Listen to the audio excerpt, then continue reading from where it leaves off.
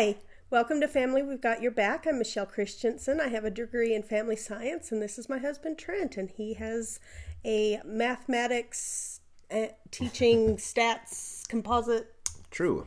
major. Yeah. He teaches middle school math. There we go. And he's great at it. So he knows a lot about the topic we're going to speak about this week as well as he did last week. This week it's about forgiveness, and the reason I chose this topic is because some things have happened this week for us that have made it very evident that I need to work on forgiveness. So anyway, let's define it, and Trent was going to read that definition for us. So we have a couple different definitions.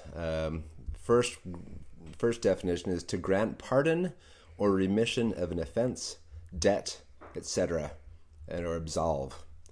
Definition number 2 is to stop feeling angry or resentful toward another for an offense, flaw, or mistake, or to cancel. Are we going with the third one as well? I think we're good. The third one, it pretty much says the same. It just gives synonyms, like absolve. Anyway, so just things like that. So I'd like to focus on the second definition, is to stop feeling angry and resentful, because when you're angry and resentful towards someone, it really only harms you. These feelings of revenge, that your little brother hits you, so you want to hit them back type thing. That's it. Anger never benefits anyone, and your feelings of injustice, like if I am not angry or don't seek punishment for this person, then it's injustice and unfair. And I can guarantee that life is not fair. It never will be. And so seeking angry recompense for some perceived injustice or fault or something done against you, that's going to get you nowhere. Now, there are some things that we really truly need to seek justice for, and there are some things that we can just let go. There are some things that just, if you ask yourself the question, will this matter in 100 years, in 1,000 years? Will this matter in the future? And some things do. Some things do. But that doesn't mean you have to be angry about them. No. Because we've discovered that through our almost 24 years of marriage, the anger rarely gets you where you want to be. Mm-hmm. So some things, if the answer to that question is yes, it will matter. This is that important. Then figure out a calm, loving way to resolve that issue. If it does need to involve the courts, then so be it. But if you involve the court system and the justice system, you rarely get what you want. So even then, it's not a good avenue to pursue. But also, some things, they do have to go through the court system. And so, but even if they do, you can still forgive the person that has done the injustice. But for everyday living, typically, forgiveness is the way to go, we have discovered. So for me, this past week, I got angry and vengeful because I felt powerless. And when I feel powerless, it leads to hopelessness. And when I feel hopeless,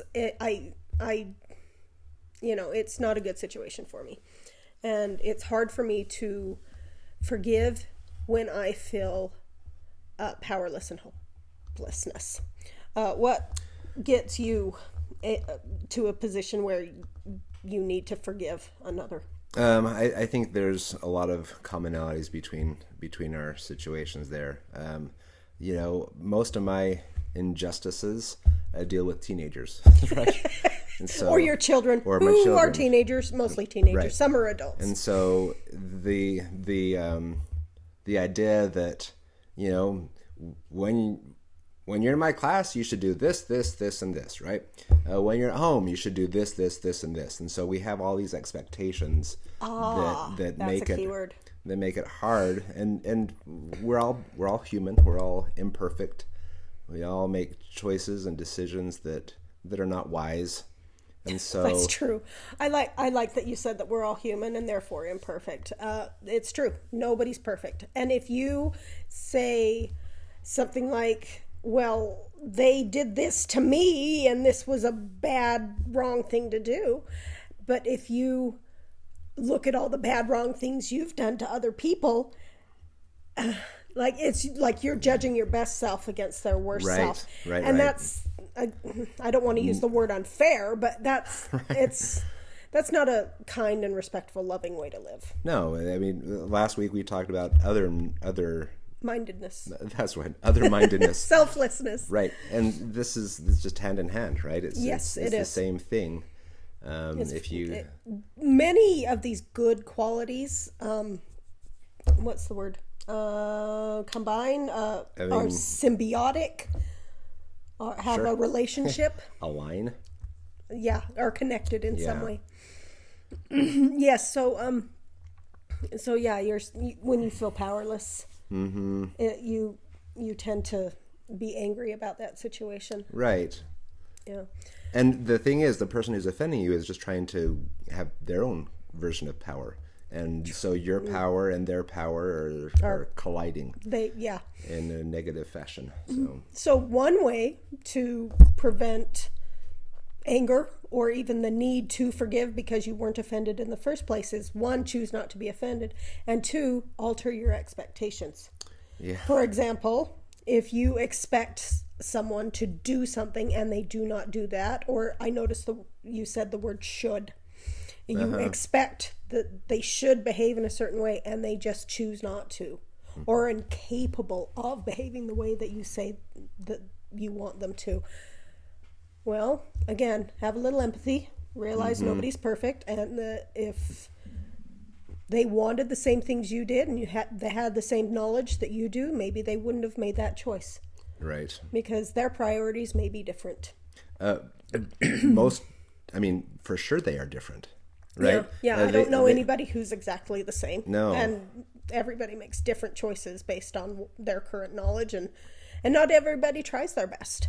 Right. And some people are good with whatever. And hey, that you don't get to choose their choices. No. You can choose yours. You can choose your thoughts, and your behaviors, but you cannot choose anybody else's.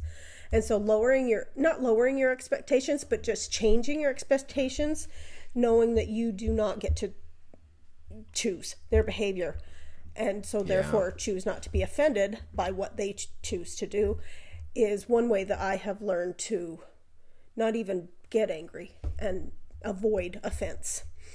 But when you are offended, and when that feeling of hopelessness and anger and powerlessness happens, or whatever puts you in the situation of being upset with someone or offended with someone, how do you forgive anyway? Because once the situation is resolved, then it's easier to forgive. Right. But what if the situation never resolves? Yeah, and that can be tricky, and that could take a long time to boot.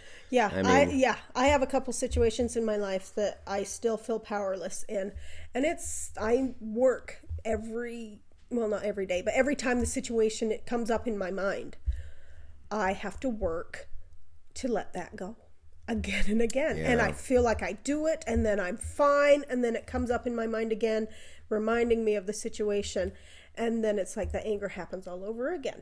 And so for me, some of those 3 situations in my life that are years old, it's difficult for me to let go, and I have worked on it for years. So, and I'm like, this is ridiculous, Michelle.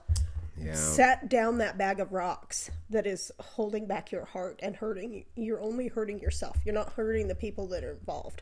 They don't care. They're not angry about the situation.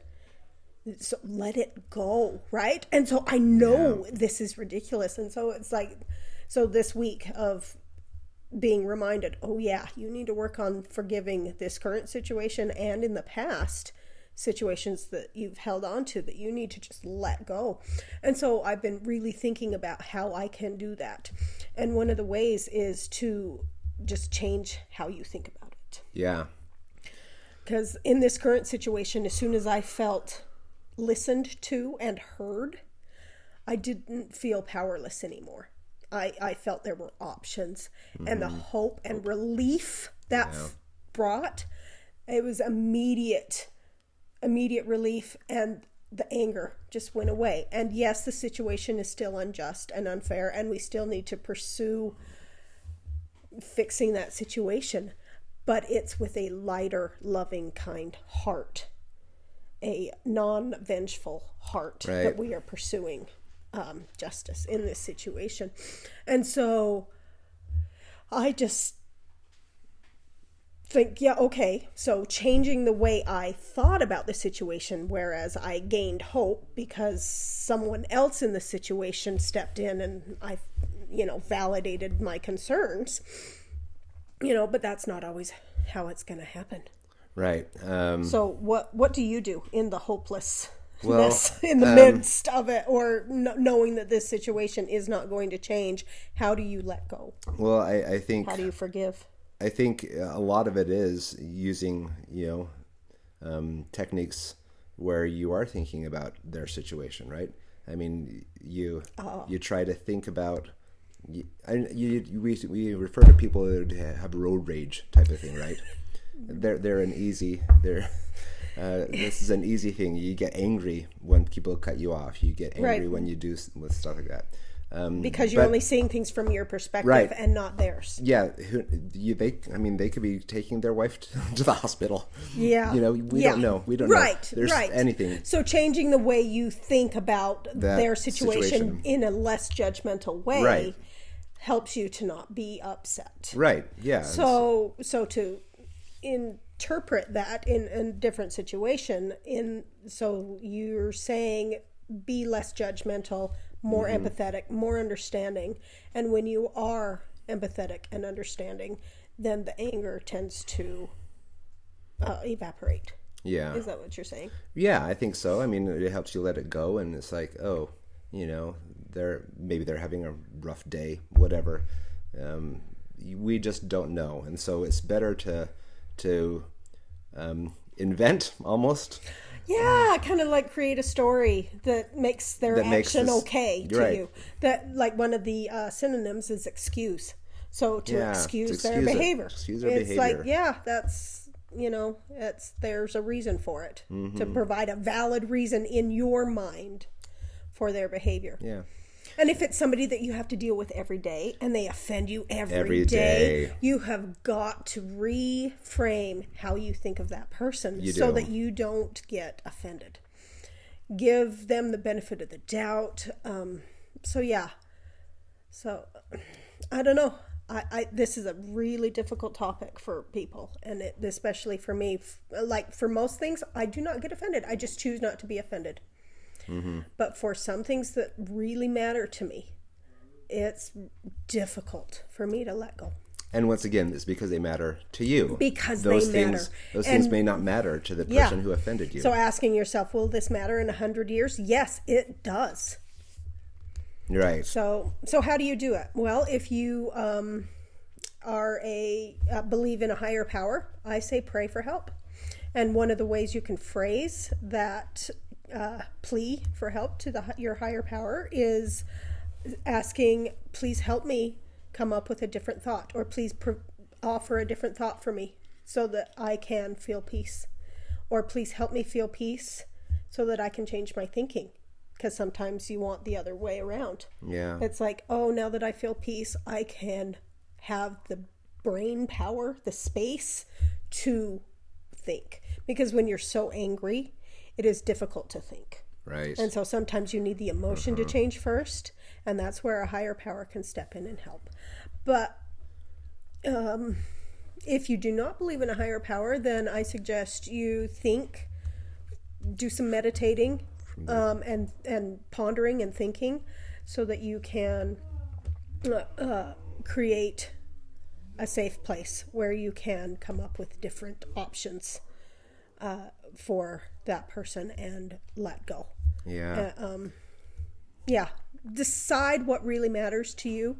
Does holding on to that anger really matter to you? That justice?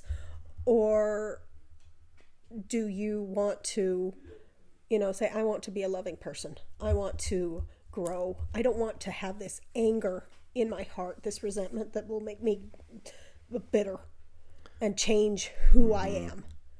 It's like, put that bag of rocks down and let it go. Yeah. Like, decide what's important to you. And thankfully, in our day and age, too, there's also lots of even apps. I mean, the world is a lot more aware of mental health issues than they were. True. Very true. So there's apps that can help you reflect. Weird, right? But yeah, there's different tools that are at our disposal. There's so many resources. That you can, try to put it out of your system, try to think about it from a different perspective, and it'll serve you well. It will.